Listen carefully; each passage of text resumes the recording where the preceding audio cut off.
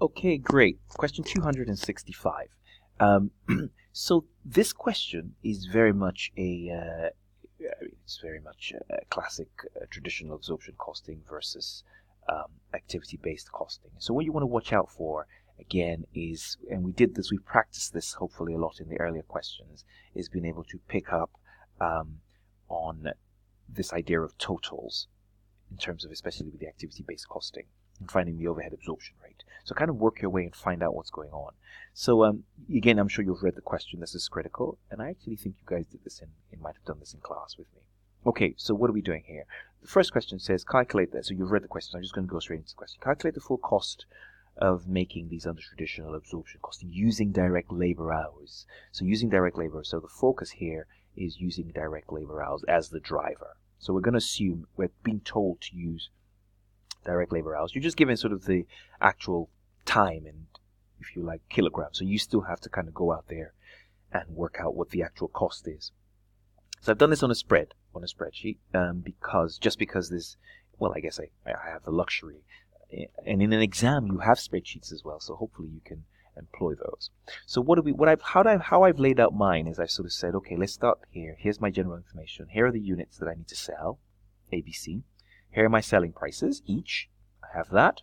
And I know here I'm being told, here is I'm literally just copied out what I've seen on the book.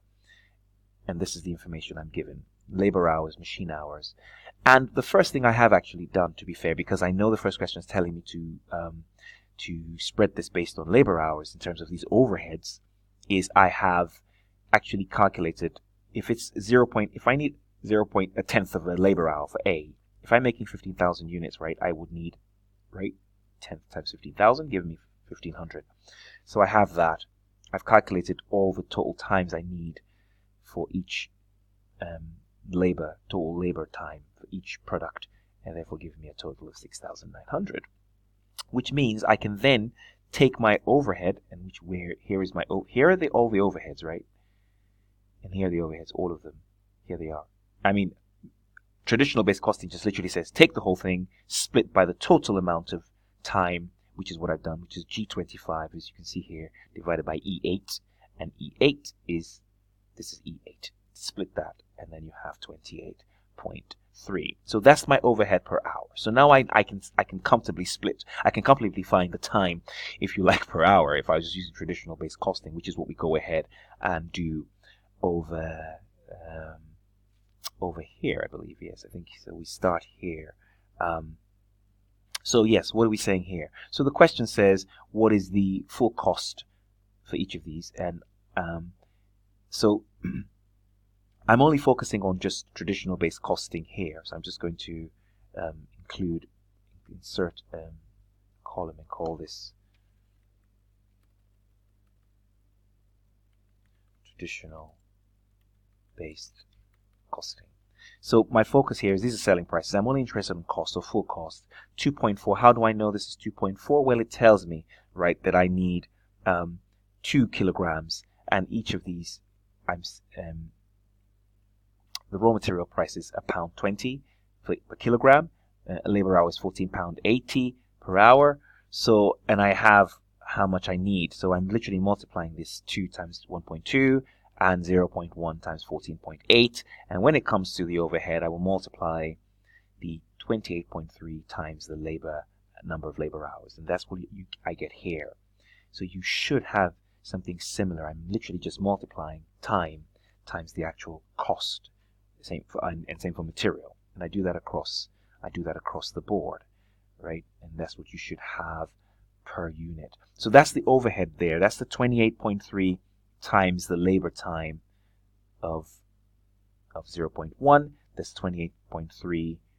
This is 0.15 times 28.3 gives me the this apportionment, and I basically found what the overhead is per hour, and I add all three together, and I'm able to get these figures. And that's the scenario with question one.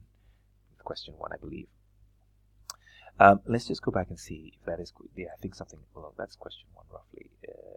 Yes, this is calculate the full cost per unit using traditional, using that.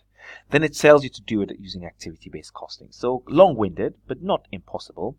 Now I need to locate or relate my breakdown of overheads, if you like. So here I'm told that production runs, purchase orders, deliveries.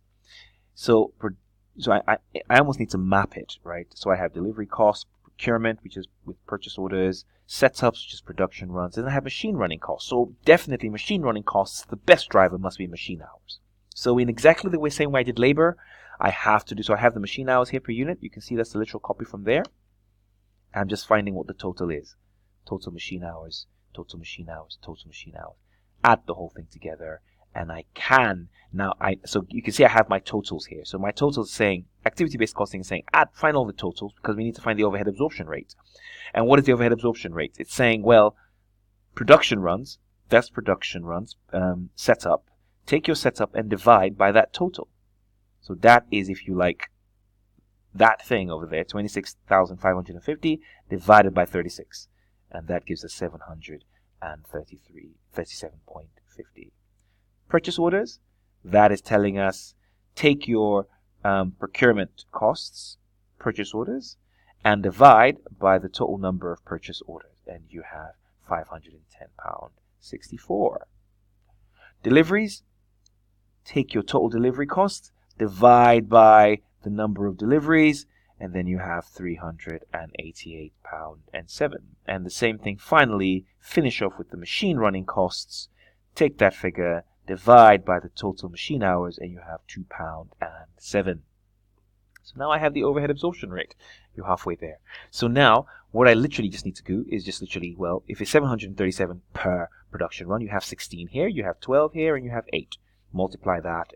Same thing, do the 510 for the purchase orders, multiply that by that. So just do all totals. You need to do all the totals, 2.7, because I need to spread that final cost over the total number of units. Right? Because I'm trying to find out almost like what's the overhead per unit. That's ultimately where I'm trying to go.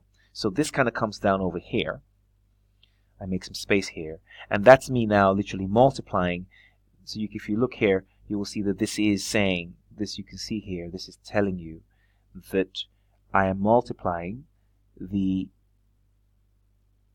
I'll just hide, can I hide, let me see if I can hide this.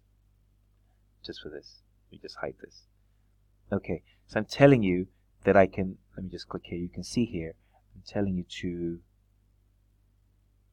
F12, which is this thing, for example, times B12. I'm just multiplying that times that to get that. I'm multiplying, look at this, when we calculate this, can you see that's C12 times F12, and this is D12 times F12, and that's all I'm doing. And doing that right across the bottom, and just applying each as I go along. And you have a total here, which is the total of all of these. I mean, I just put this as a fact check, just to check to see that I had actually got all these, because all of this has to be equal to this, right? I'm just splitting the overheads accordingly. And then you have the number of units, so now I can split that based overhead, production overhead per unit. I can do that now per unit. Basically now take that total, divide by the total number of units. So I can now come back into a sort of the big picture. I have the, so let me see, I think I do mine down here. No, I don't. 1 second. Yes, so now I've got the production overhead per unit using ABC. So in effect, all I just need to do is just add material and labor, which we had before. Yes, I had that before. That's not changed, and I add that now onto. So literally, take the material and labor, which is, and now add the new sort of production or the production overhead as per ABC, and you get these figures here. So that's your full cost, and that's the answer to B. Those are your answers to B. C is sort of saying, okay, listen, right? How could we use this to make decisions? Now let's look at the scenario here. Remember the selling prices, I'm just going to put these in. Selling prices haven't changed. This is your selling prices here using ABC, sorry, absorption, and has your selling prices using ABC. So we see here that when we were using traditional absorption costing, we were getting a profit of 79p.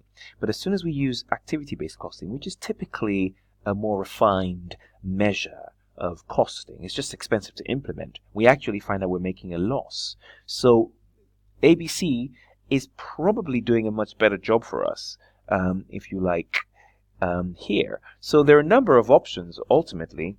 It actually means, and you can go and investigate what's actually happening here with A. I mean, just by coming up here and looking at the overheads. And you could really have spoken about, I believe, anything. You can see here that there are a number of deliveries, quite a few production runs here. So in terms of reducing that cost, it means I need to look here. So I wouldn't say purchase orders. Purchase orders don't seem to be the problem. So what I think the examiner wants to see is you identifying a couple of issues. Here, definitely production runs. We need to think about managing those setup costs for product A. We might have to either try and reduce the production runs because it's definitely causing a problem. And probably maybe look at how we can make delivery cheaper. Find some alternative couriers.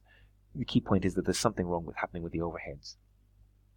And then finally, potentially, why not increase the price? It's ironic. It is one with the least. I mean, this is 13. This is 12. I don't know what A is. It doesn't tell us, or does it? I don't think it tells us. But you might think increasing the price of A might be an option here. So I think as long as you write, if you like, about how do I tackle some of these issues, I think that's where the examiner wants you to go. Here we can see there's very little difference. So probably either way, volume is quite unique, neutral here. So whichever method we're using, this is probably right, and we're probably still keeping the same sort of margin. So there isn't much happening with B. But with C, it means that we are quite efficient here. So using the old method isn't working for us. So this is obviously sort of telling us that yes, it might have quite a bit more volume, but it's actually drawing in not as much overhead as it's being charged to it using the old method. So if you like, ABC has been useful, so we probably should be using ABC more often if you like to deal with C and not using the old method. So at least we know that now, if you like, and at least we're not worried anymore about the volume. Initially here we were thinking that cost was driven by volume, which is why we had a loss.